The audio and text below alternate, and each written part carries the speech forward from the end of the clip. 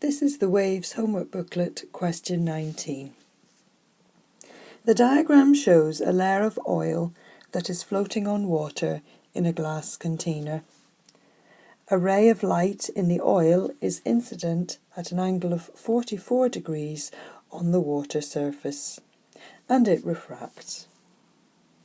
We are given the refractive indices of the materials in the order oil, water, glass. This matches the order in the diagram for the layers.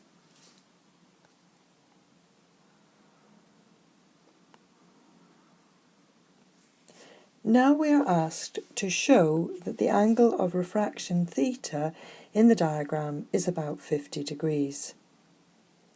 It is very important to note that this is a show that question.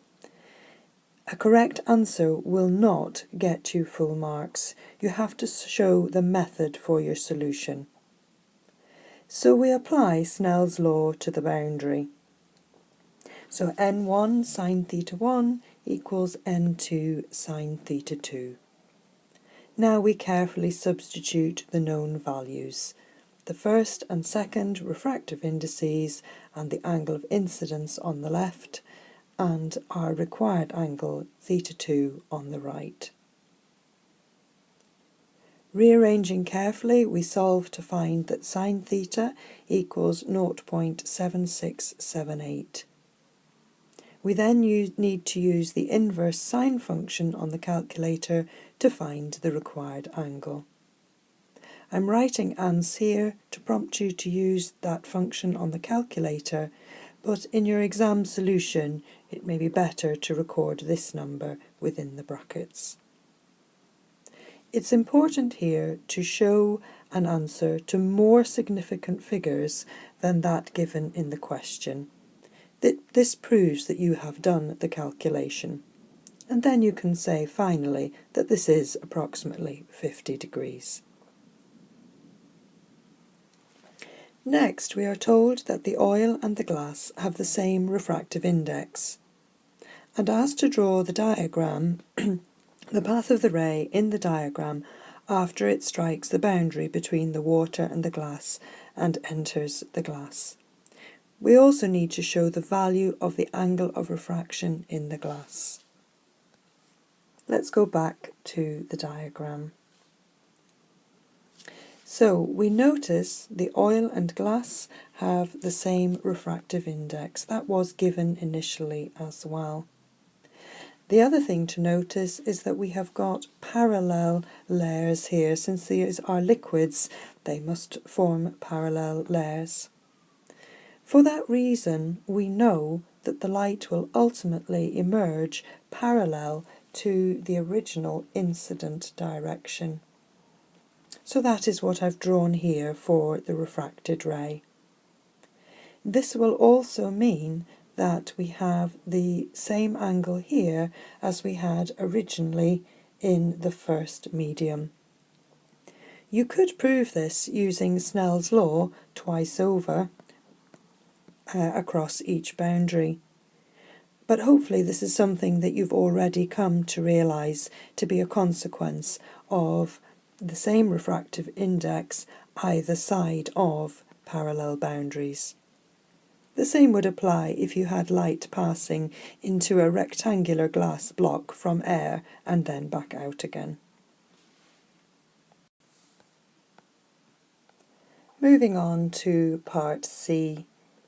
We are asked to explain why total internal reflection will not occur when the ray travels from water to glass. There are two requirements for total internal reflection. One is that the angle of incidence must be greater than the critical angle, but the other relates to the two refractive indices. For total internal reflection to take place, light must be travelling from a higher to a lower refractive index. Going from water to glass, this is not the case. Next, calculate the critical angle for the boundary between glass and air. This equation is given in the datasheet, so you can look it up and use it.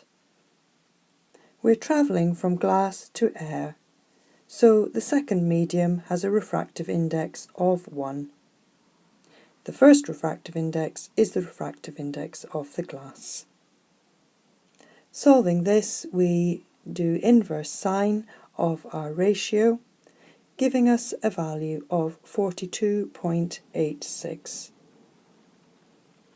Looking at the numbers that we had within the information provided, we could give 3 significant figures in our final answer. So we can say 42.9 degrees. Finally, on the diagram, we are asked to complete the path of the ray after it strikes the boundary between the glass and the air. To decide what will happen, we need to consider all changes in direction, and we need to decide them based on refractive index values. Let's go back to the diagram.